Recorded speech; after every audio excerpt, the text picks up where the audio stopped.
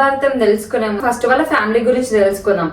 ప్రతాపరాజుకి సునందలకి శాంతనుడు పుడతాడు. శాంతనుడికి ఇద్దరు భార్యలు, గంగాదేవి, సత్యవతి.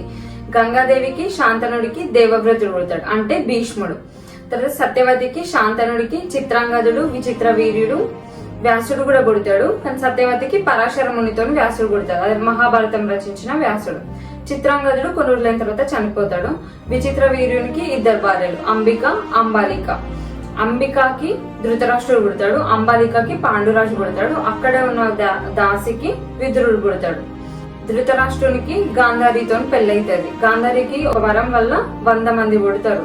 అందులో 99 మంది అబ్బాయిలు, ఒక అమ్మాయి. అమ్మాయి పేరు దుశ్శల. అబ్బాయిలలో మనకి ఇద్దరు ఇంపార్టెంట్, దుర్యోధనుడు, దుశ్శాసనుడు.